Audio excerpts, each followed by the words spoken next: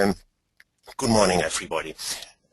Earlier this week, we have released the Diana 944 version, and for TNO Diana as developer of the Diana software, this is always a special moment because you make available the development work of the last year to your customer. And we look very much forward to hear from you how you received the Diana version 944, because in this version we have tried to make available a lot of new features which we think are especially interest for design and assessment of structures in the daily engineering practice. In this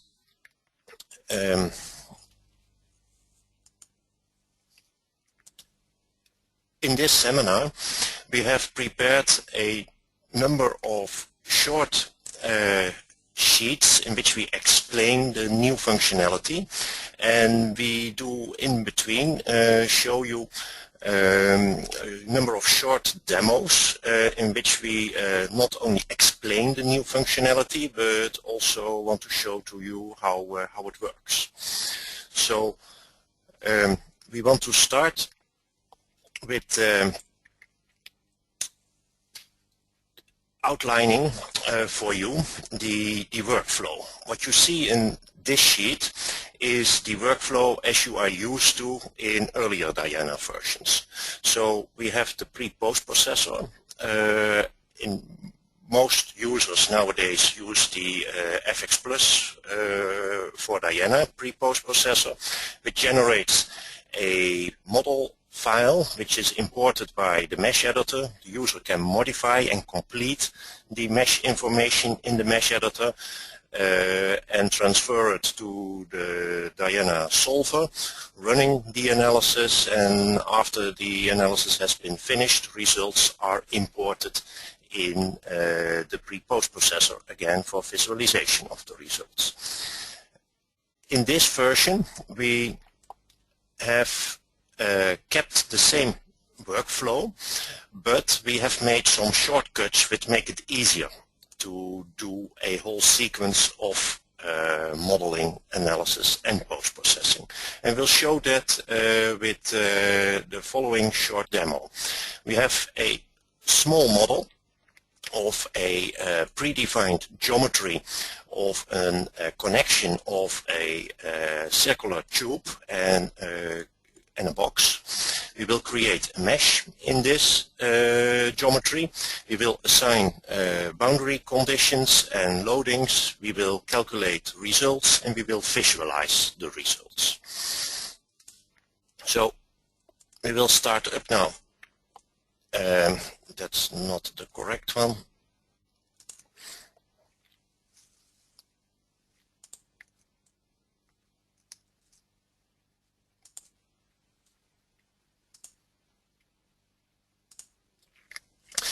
The FX pre-post processor. You see some others are already waiting. You see the predefined geometry here. This is the surface geometry, and we are going to create now first a mesh. This is the surface mesh. We select the surfaces. We define the mesh size. Property has already predefined. And with one command we can generate a mesh. So in the next step we will add the boundary conditions. We select the nodes at the bottom. We define which of the directions the displacements should be supported. Now the supports are assigned. Next we define a pressure load on the edge. So we do that with this command. We select a edge pressure, we select the edge, and we define the value. And now we see the model with mesh, boundary conditions and loadings.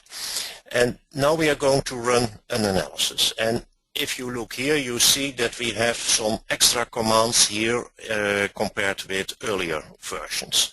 So we are going to define Diana analysis commands directly now.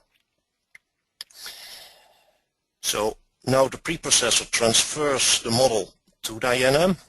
We need to import the model in Diana, which is done now. And we need to define what type of analysis we want to do. First, we are going to do an eigenvalue analysis, which we have selected now, and then we are going to set some specific settings.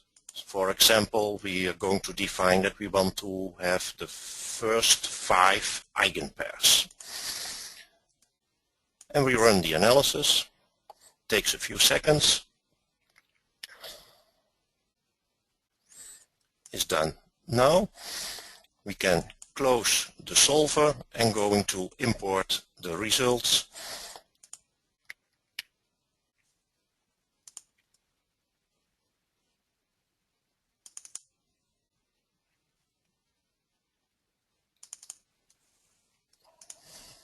And here we have the 5 eigenvalues. So we select one of these, switch to the deformed mode, and we can go from the first to the second mode, to the third mode, fourth mode, fifth mode. So this is a shorter way to do the analysis in the pre-post processor environment. We have another way in doing an analysis, and we'll show that with a second analysis, and that's running Diana with a predefined command file.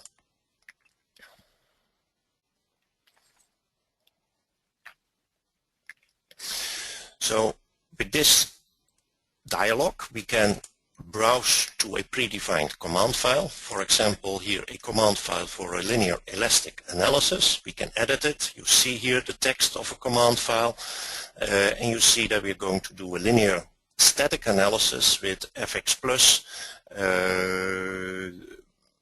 results. And what is also new in Diana 944 for fx plus output is that we can define result items, element result items, now with a location specifier. So before it was, for example, only possible to output stress results in the nodes of elements, but now you have the option to define them also in the integration points of elements or in the center of the element. In the post-processing, they are displayed with contours, so in the nodes, but that means that the integration point values of the results are mapped to the nodes. So you don't have the overshoot from extrapolation to nodes. So this is important if you want to check, for example, stresses when they are plastified, and you don't want to see these overshoots that disturb your result pictures. The center location is interesting for very large models because here the number of values per element that are saved is considerably smaller than if you choose for integration point or node output.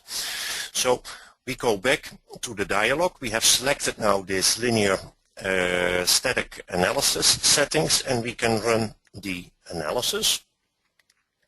Takes again a few seconds.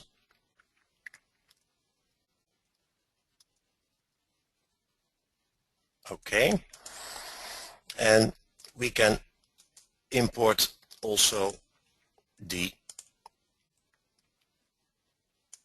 results. For the linear static analysis, you see again here the displacements and the stress results. First, the stress results. Let's look at the first principal stress, integration point results mapped to the nodes, but also the principal stress extrapolated to the nodes, and also the center results. So the picture does not change too much, but if you checked in the legend with the result value, you see some modifications. So these are some extensions of the workflow that I wanted to show to you in this first example. Going back now to the PowerPoint. Now we have some sheets in which we want to go through some new functionality. Some of you of the existing users might already be aware of the possibility of defining zoned cross-sections for beams. So with a number of quadrilateral, you can define an arbitrary cross-section of a beam element. So far this was only possible for the numerical integrated beams, but we have also made this available now for the so-called class 1 direct integrated models. And that means that Diana automatically calculates for these user-defined cross-sections, in which you have a lot of flexibility, the cross-section areas and the moments of inertia. Another new feature is the feature of curved shells with drilling degrees of freedom. Our curved shells in earlier Diana versions had only 5 degrees of freedom in every node. That means 3 translational degrees of freedom and 2 rotational degrees of freedom along the axis. So the rotations normal to the plane. And we have added now an option of also using drilling degrees of freedom, so the rotational degrees of freedom in the plane of the elements. And this has advantages for connections of shell elements which are not located in exactly the same plane. So we have better results in these cases with these elements. Another modification in the behavior of curved shell elements is the calculation of normals to the shell elements. So far we had different options on calculating the normals to shell elements with reference to underlying geometries, as you see here, for flat surfaces, cylindrical surfaces, spherical surfaces or conical surfaces, and the default was a hyperbolic the calculation of the normals based on a hyperbolic function.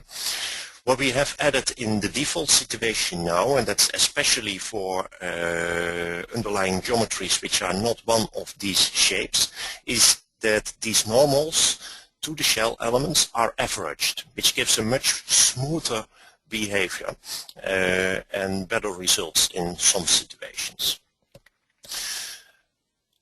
Another category of new features is some extensions of total strain crack model. As you know, we have a range of different functions for the tensile and compressive behavior. One of them for the compressive behavior is the Torenfeld function, and in the Eurocode 2 input it has now been made available that the user can define his own values for the parameters n and k, which is an extension of this total strain crack model. Another function, extension of the total strain crack model, is that we can reduce the Poisson effect in the cracked situation.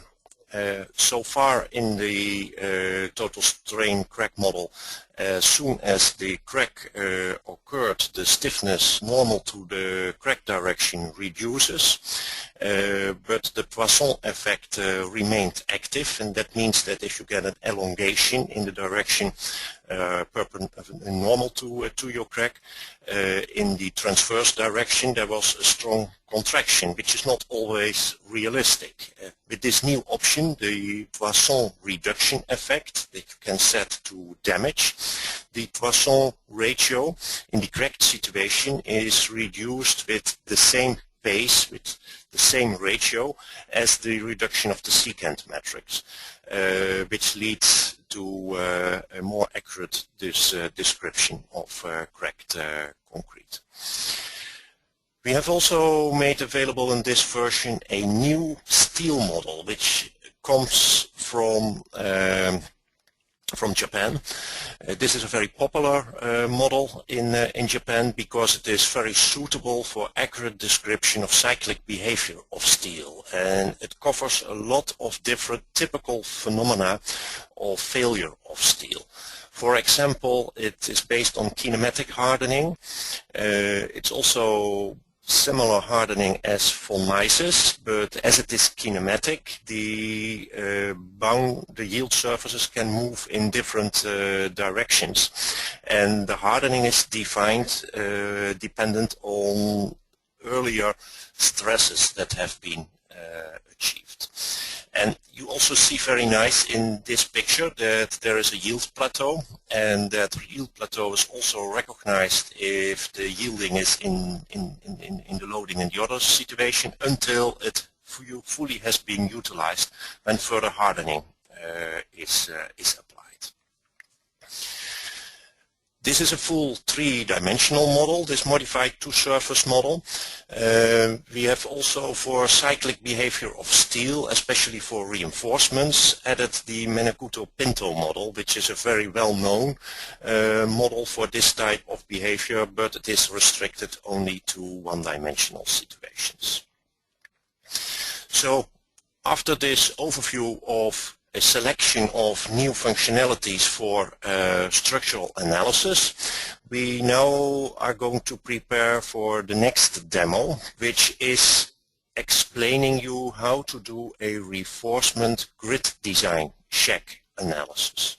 This is new functionality. We have made a new application for this available in Diana, and it is we have done that because we have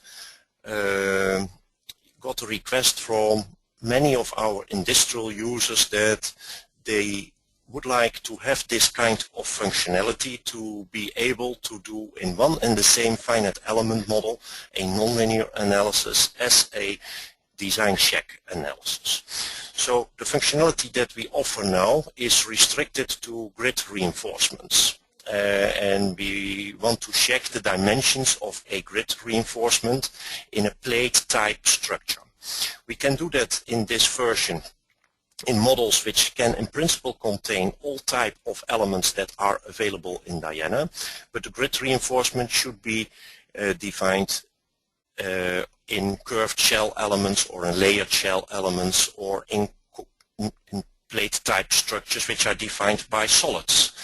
And in that situation we need to define a composed solid, which is explained in the picture here. The composed solid is a reference plane that is defined with this kind of dummy elements, and in the post-processing Diana calculates from the stresses in the solid element the cross-section forces and bending moments in this reference plane. And in the design check, which is based on cross-section forces and bending moments, these result items are used to calculate the requirements according to the Eurocode number 2 on the applied reinforcement grids. So how does that work? The user defines the grid in the mesh in the pre-processing. We also need to define in the pre-processing the sectional properties of the reinforcement grids, and so far it was enough in Diana only to define the equivalent thickness of the grids in the two directions, but for a proper check of according to the Eurocode we need to have more information. The equivalent thickness is not enough. We need to specify in each of the directions the diameter of the grid bars and also the spacing between the grids. And although it is a nonlinear analysis, for calculating the checks we need some additional material parameters, which is the yield stress of the steel, the environment class, which defines the allowable crack width in the concrete, and the tensile strength of the concrete. In addition to these material properties and geometrical properties of the reinforcement grids, we can define load combinations and we can define load envelopes. And then Diana calculates a check on the defined reinforcement grid for each of the load combinations or the load cases or load envelopes as defined by the user.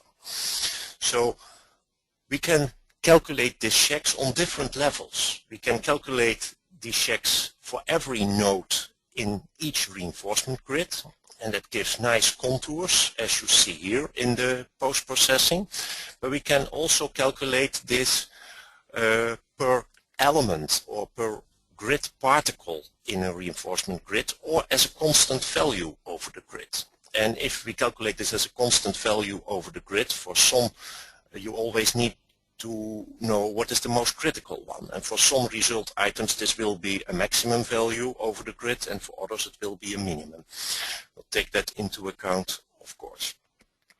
There's a fourth option with respect to check results, and that's that this check in Diana can also deal with calculating an average value over a line with a predefined length, which is usually related to the thickness of the plate structure.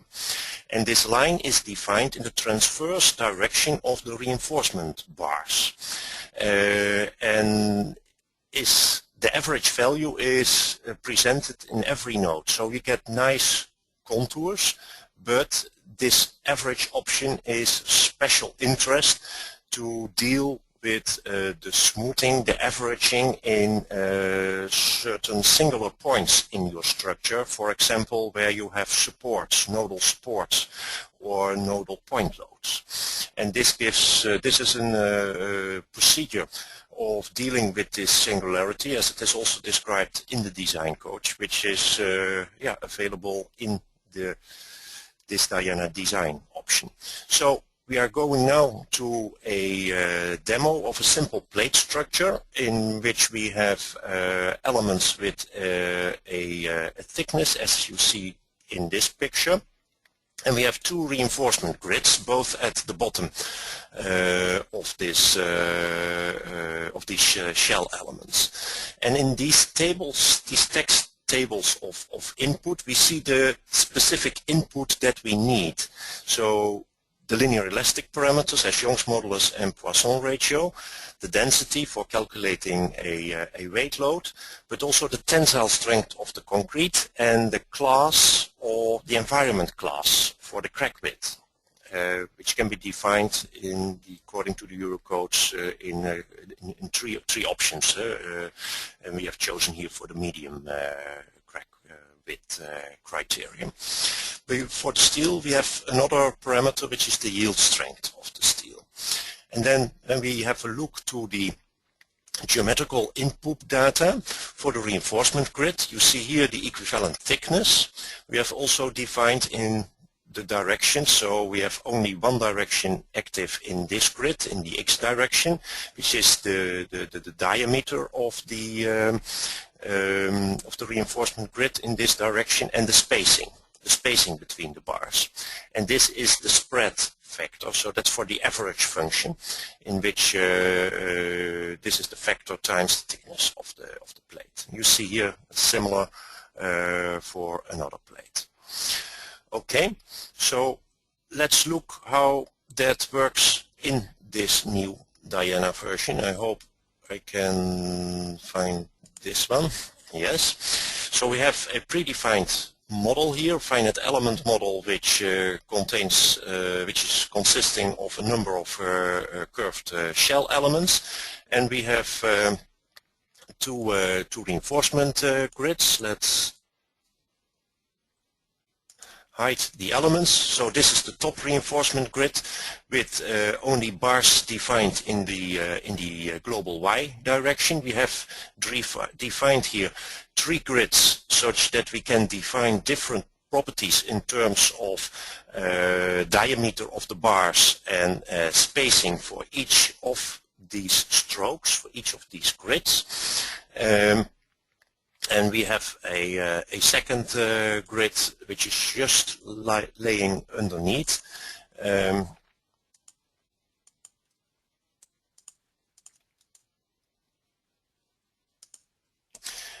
Which has same setup, but then in the global Y direction. So this is with bars in the X direction. So we are going to show now what is the specific analysis commands for this kind of analysis, and therefore start the analysis setup application.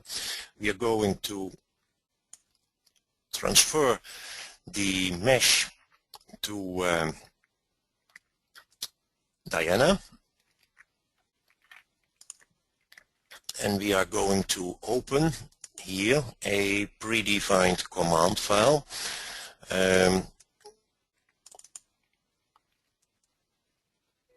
Which we see here, and we can look here how the user interface looks for this. So here you can have your standard model settings in your analysis. You can choose your solver. You can define your load combinations. We have defined here two load combinations, a serviceability state load case, which is defined of the three load cases that have been defined in the model with a factor 1. I skipped that, but can show you here we have defined three load cases: a self-weight, a permanent load, and a variable load, all covering the complete user interface. We have also a second load combination, which is more of the type of ultimate limit state, which is defined with different load factors for the same load cases. We could define an envelope. We didn't do that here, and we can define specific output blocks with result items. And when we look here, for example, to the first output block, we see we ask output for fx plus for Diana. For selected load cases, combinations of envelopes, here we only select the load combinations for which we have selected before, have defined as ultimate limit state load cases. You could do the same for serviceability limit state, and we select a number of output items with the defined output locations. So this is individual results for each of the nodes in the reinforcement elements. But here we have another output block in which we ask, for example, the average results of the required area of reinforcement, or here average results of a serviceability state result items. We're not going to run the analysis now, but just import the result files. I need to go now to the design option. Yes, open the three result files for the three output blocks. Yes, which you see here now. We have the ultimate limit state results, for example, results in the x direction. This is the top, but if we look on the other side where the bars are running in the x direction, you see some values here with a legend, which in fact this is the applied area of reinforcement, so it's just the same results as you have input. But if we look here to the required results, then you get a distribution of these values. And we can do the same here for the average results of the different load combinations as defined.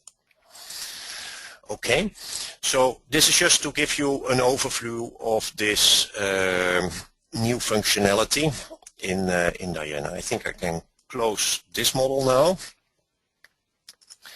And we continue now with a other new feature, which I think is also relevant in the design practice.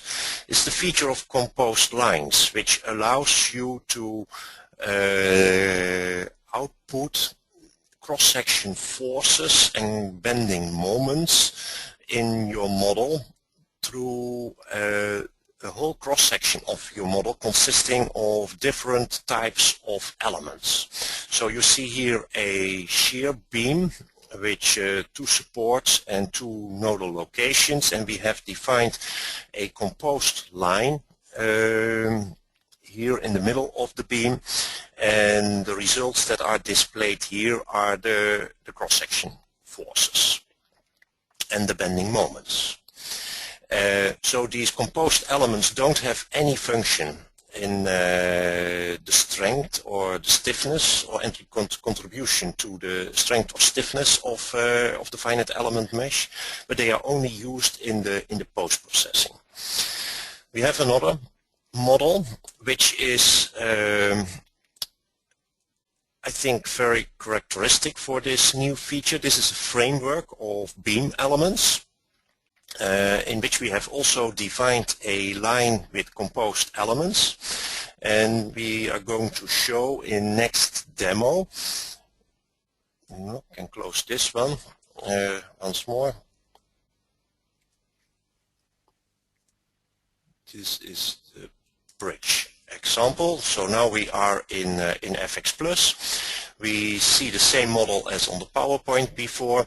And for example, we have here 1D property for composed elements, in which you see how you can define a composed line directly now in the preprocessor. You need to define the local coordinate system. And further, there's nothing special in this model. And I will show you with how we can run this analysis and what typical input you need. That's not so. So we have defined predefined a command file for a nonlinear analysis of this linear model. There are no nonlinearities in this model, and the only output is, in fact, the default output is stress, force, and stress moment for calculating the cross-section forces and bending moment in both the beam elements, the individual beam elements, as well as for the whole structure displayed in the composed line structure. So we can run this analysis.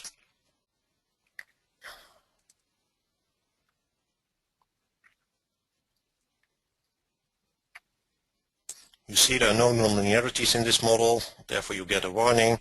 You do nonlinear analysis on a linear model, and we import the results.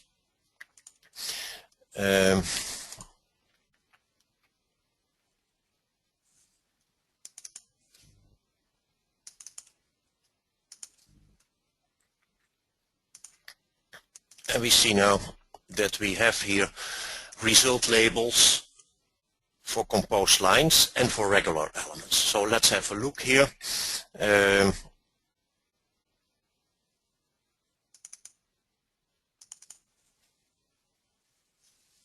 That is not exactly what I was looking for, but we need to show the elements, and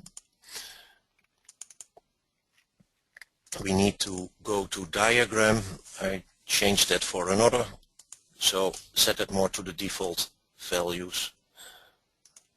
So now we see diagram in each of the individual beams, and because the load, there's a point load only in this node, on this side, in fact the structure is loaded only, so we have a point load here, and we have boundary conditions at the end. So we only see significant values for the normal forces in the beams here.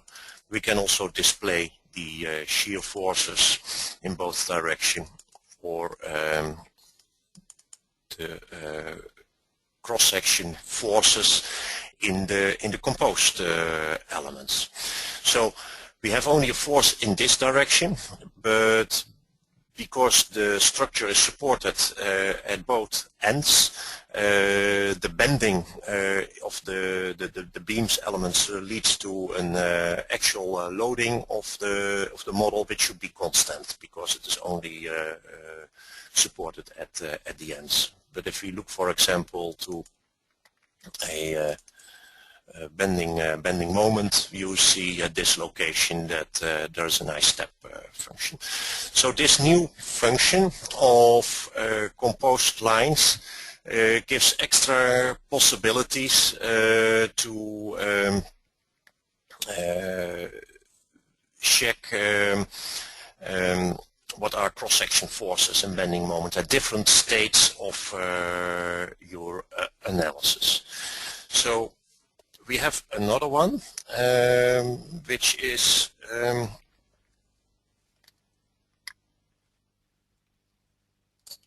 okay, sorry. We have some more functionality. We log now also, that's a request which is very logical, in a nonlinear analysis, the cumulative reaction forces and reaction moments, so that the user can easily check whether all the loadings are applied in a way as he wants to. We have another design type of analysis made newly available in this Diana 944 version, and that's what we call the stiffness adaptation analysis capability. Although we have a lot of nonlinear analysis capabilities available in Diana, they are not so widely used in engineering practice, and that's not because there is no need. That's more because most of the users don't have time for doing this in their engineering job.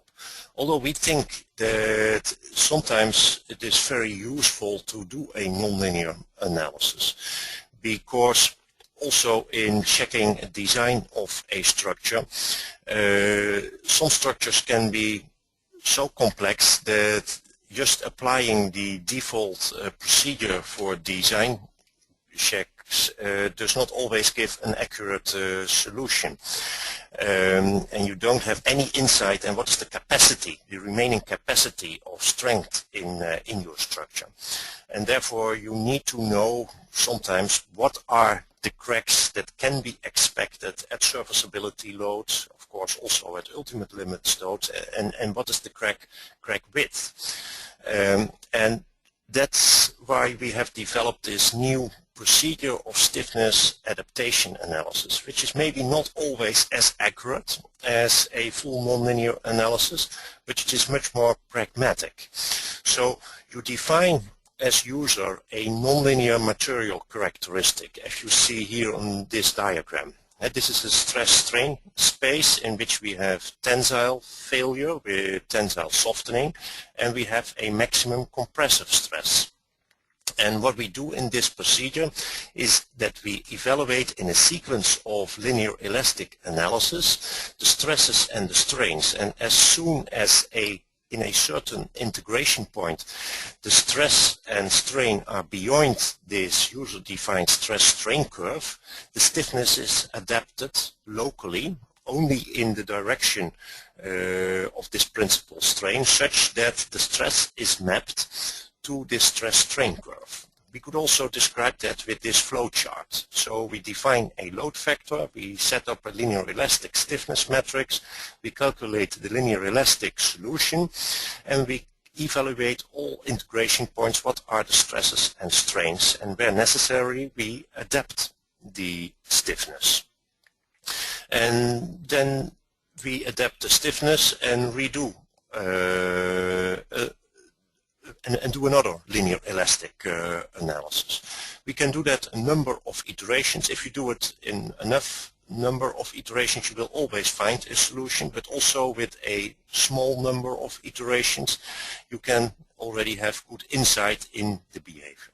We can do that with different load steps, different load increments, also of different load cases. So how does this work? We will show that with another demo here, which is an eccentric beam, which is modeled with membrane elements. We have one reinforcement bar in the top. At the right hand side it is supported, as you see here, and we have two pressure loads applied on the top.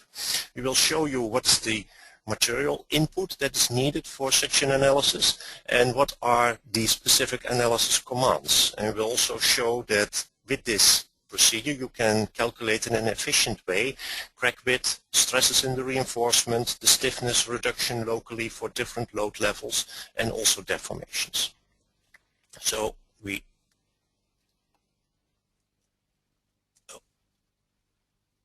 this is the eccentric, yeah.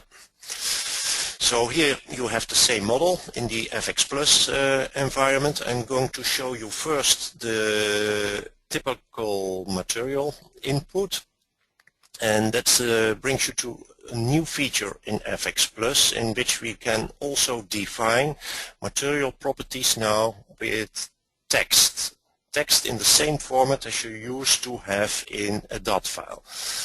I realize that it doesn't always look good, but users who are familiar with Diana are familiar with this syntax and recognize in one glance what is the specifications for also complex material models. So what do you see here?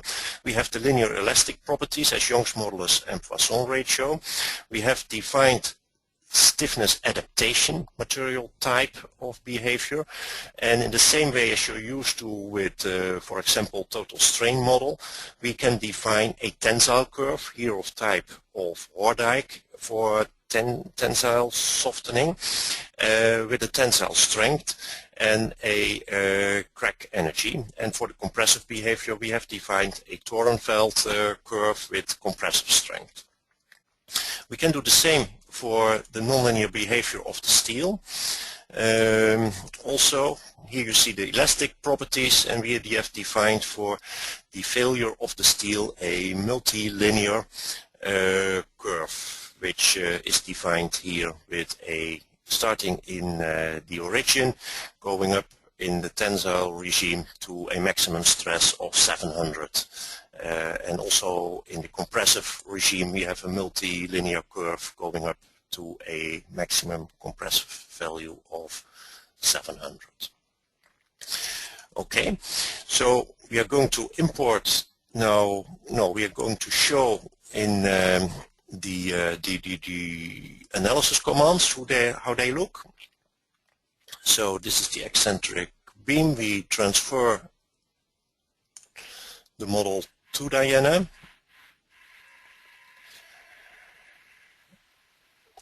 Okay, I'm going to import a predefined command file,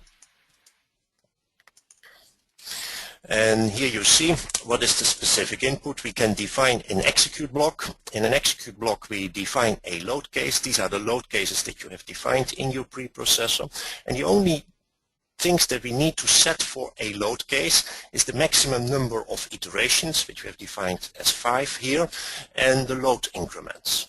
So it is important if you do a stiffness adaptation analysis that you do enough load increments in order to describe the load history accurate enough. So you can define that here, and you need to play a little bit with it. So it's not always a good solution that you apply the full load in one step.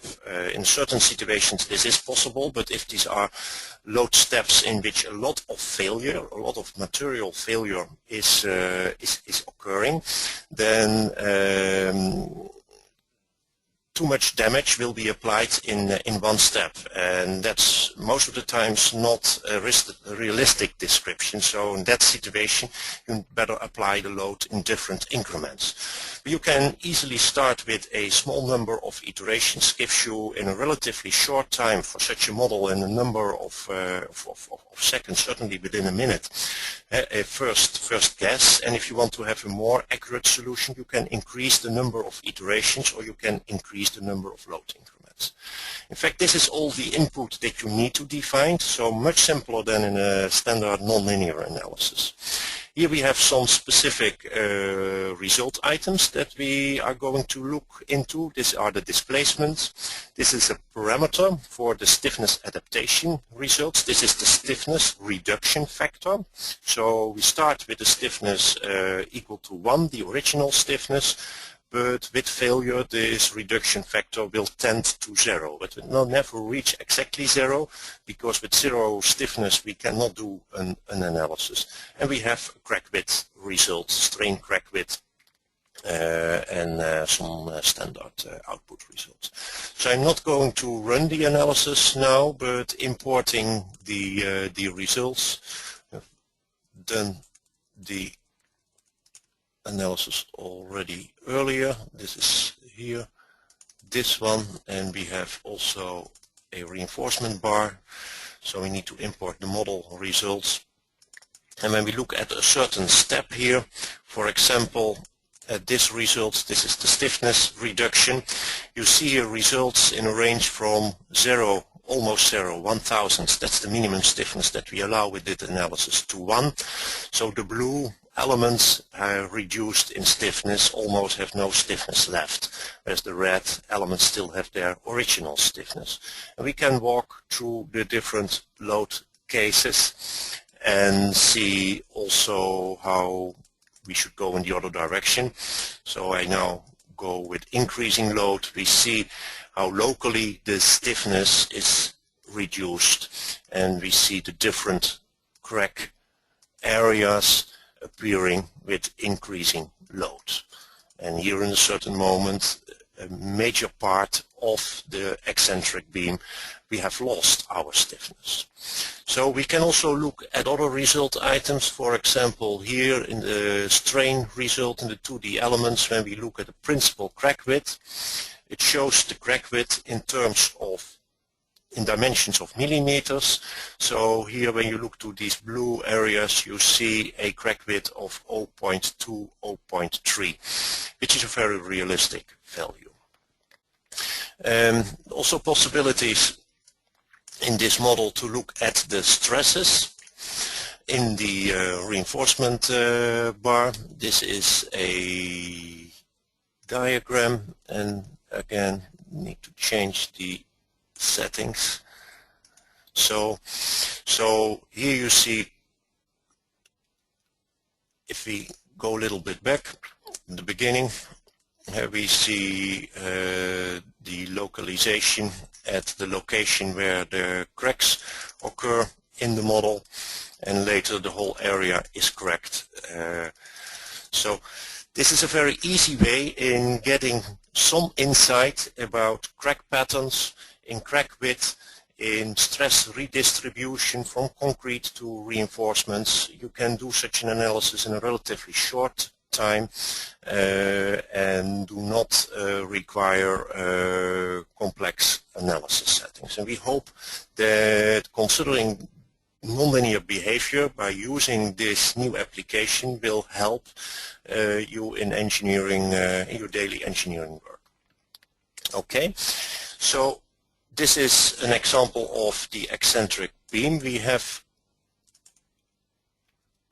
another example for this stiffness adaptation analysis, which is the beam 8 example. The beam 8 is an existing example in Diana, but as it exists in Diana, it is analyzed with as a nonlinear analysis. So what you see here is a concrete beam with two, we have seen it before already when we discussed about the composed lines. So we have two forces, two nodal forces, and we have two supports.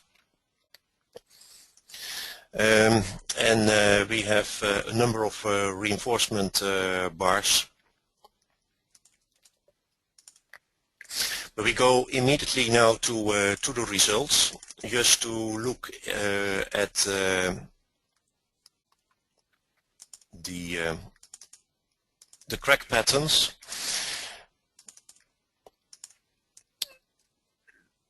That are calculated. So we have a look here at the reduced stiffness. Start with 0. We increment the load. At a certain level you see here the bending cracks appearing in the model, and here we get some side cracks next to the bending cracks, followed by localization on the other side of the reinforcement bars, localization of the cracks, and then these side cracks transfer to shear cracks in which the model is losing almost completely its strength. And these crack predictions match very well with experiments that we have done before. Here you see again the stresses in the reinforcement bars. I need to switch them again to diagram.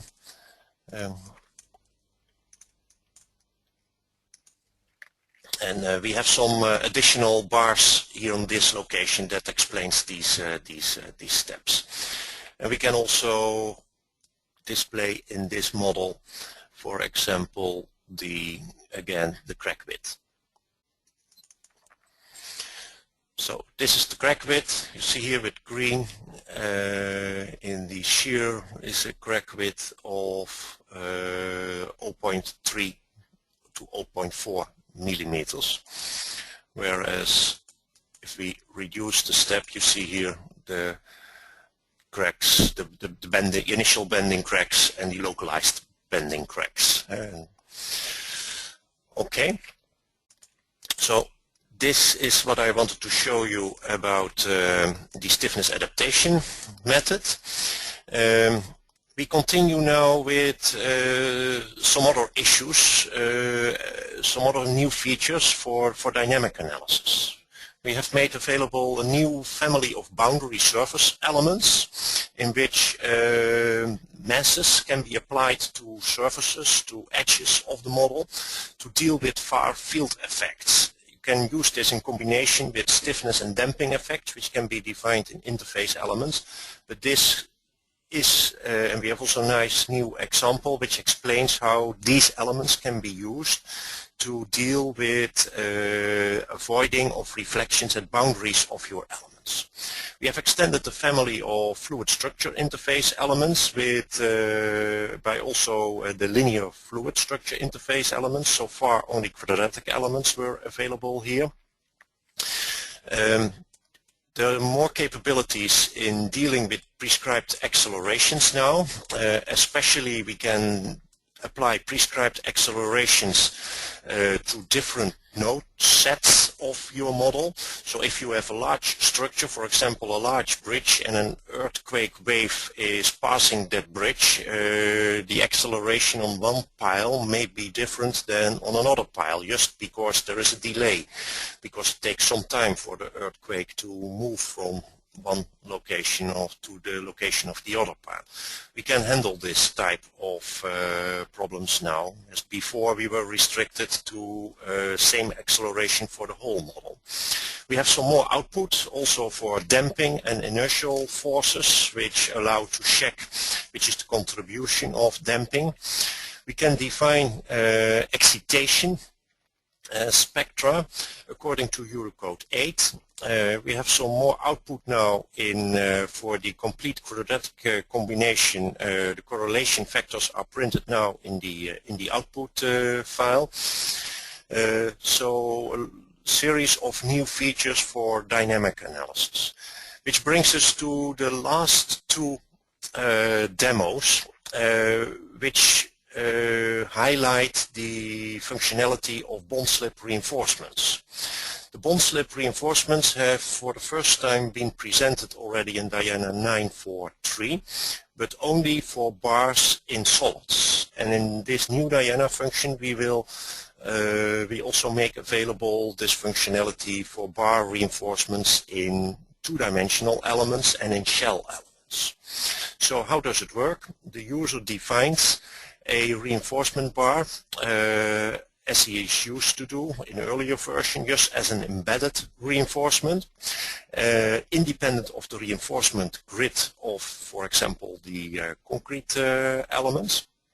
And Diana calculates the intersection of such a reinforcement bar with each of the elements and applies internal particles for which additional stiffness is added to the stiffness of the elements in which the bar particles are embedded. But if such a reinforcement model is defined as an interface element with two types, truss or beam. Instead of embedding this additional stiffness to the concrete elements, we internally apply additional elements for the reinforcement particle. And this can be truss elements, for example for reinforcement bars, or beam elements, for example for pile foundations in a geotechnical application. It's not only the truss or beam elements that are applied, but these two elements are connected with interface elements which can describe the bond slip behavior of the line element and the continuum elements in which it is located. The properties of both these truss beam elements and the interface elements are assigned to the reinforcement in the pre-processing, and the results of both elements are also presented in the reinforcement. So we have in the next demo defined a case which is one of the existing tutorials in Diana. That's the pretension beam example, which is displayed here. But this time we have defined the beam with membrane elements and applied bond slip properties to the reinforcement bar. So we're going to start the bond slip model, which you see here. We have defined a predefined membrane grid in which we have two reinforcements. We have a reinforcement bar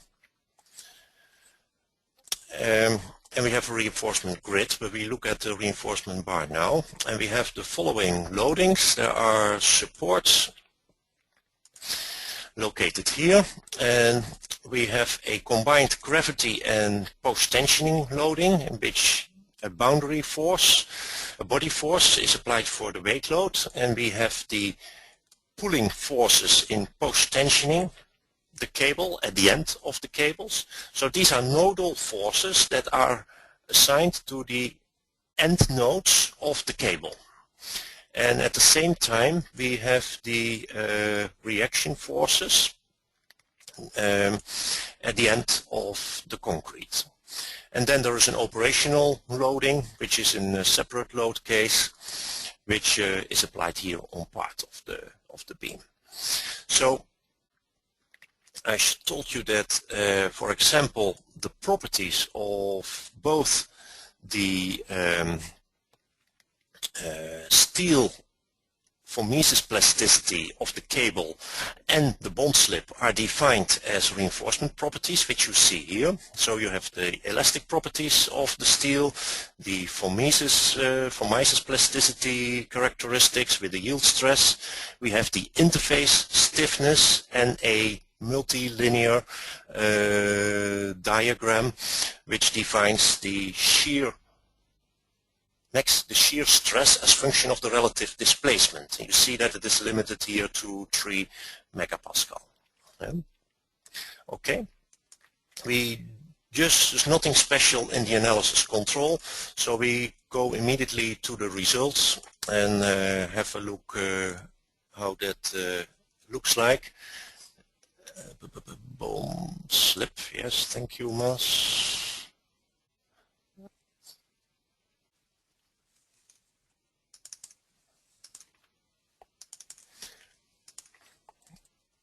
Yes. So we look here. We look first to the stresses on the reinforcement bar. Here we have the stresses. That's because I changed the settings just before this diagram. I need to go to diagram again. 1 and 1. And here you see the stress in the reinforcement cable after applying of weight load and the post-tensioning load. We can also display the relative displacement of the reinforcement bar. So you see at both ends in opposite directions relative displacements of 4 centimeters. But we can also display here what is the shear traction so in the bond of the reinforcement cable and the concrete, and that was limited by a value of 6 megapascal. That's exactly the value that you see here. So here we have perfect slip, and here the shear capacity is not fully utilized yet. In the same model there was also crack behavior. We see some initial cracks here just above the supports. We can also display the deformed shape. Here you see the weight, the effect of the weight load, and when we go to the next stage where the surface load is applied, you see different deformation. So this is a simple example on how you can use the bond slip mechanism for a reinforcement in concrete.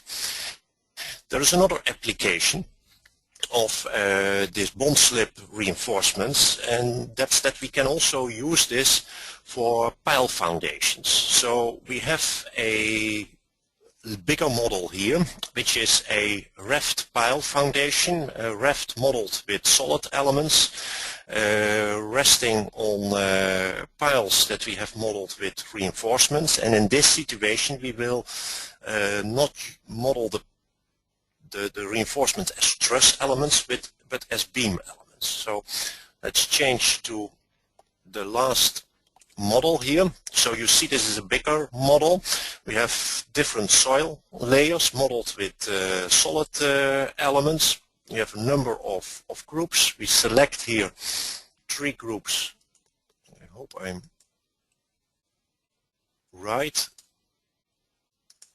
Yes, these groups, in which we see the groups that represent the foundation, together with the reinforcement for the piles, and I immediately go to the results here, just to show you, for example, that we can display here the stresses in the piles for the different fibers, and maybe more interesting is the actual forces here, actual forces.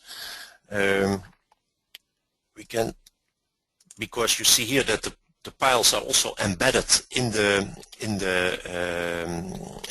slab foundation, and we don't see the slab now because we have excluded that. But if we change it like here, you see the slab with the pile results. And other results that we have available here are the shear forces in both direction, are the bending moments, or are the relative displacements between piles and soil. So that is the second demonstration, in which we give you some insight on how you can use this bond slip reinforcement feature for pile foundations. I have 3 more sheets which highlight some new functionalities for geotechnical analysis. The first one is an extension to the Moore-Coulomb and Drucker-Prager model, plasticity model, which are popular models for geotechnical analysis. And the extension is that we have extended these models with a tension cutoff criterion. Before, we offered this functionality by the combination of Moore-Coulomb and a crack model, and that worked, but was not always giving a very efficient and robust behavior. And this tension cutoff criterion has now been fully integrated in the Moore-Coulomb and Drucker-Prager criterion. How does it work? In this figure you see a stress space, which is defined by a heterostatical stress axis P and a shear stress axis Q, and you see the regular failure, the Moore-Coulomb yield surface here, which is now extended with a second yield surface, which is defined by a maximum tensile stress. And if the stress is beyond the yield surface, depending on which area it is either mapped back to the shear yield surface or to the apex, the corner, or to the tensile cutoff criterion, which gives more stable behavior of these two models under tensile type of loadings. This is another new material model, which is a very practical model. It's in fact a stepwise linear elastic material model in which you need to do a lot of load steps, but every load step is very efficient because we only do linear elastic behavior, and the stiffness properties, so the Young's modulus and the Poisson ratio, are adapted every step automatically dependent on how far the stress is away from a type of failure criterion which has a parabolic shape in the space criterion. So this is a very robust criterion which is efficient for large models, and some people like that. A new feature which is also very valuable, I think, for checking geotechnical analysis is the strength reduction analysis, which is also called the VC reduction, in which for a nonlinear model, which we have done before a construction phase nonlinear analysis, we can reduce in steps the cohesion and the friction angle in steps to a certain limit value in which the system will lose its stability. In one of the next web sessions that we will give in the coming months, we will give more information and show you how this can be applied in engineering practice.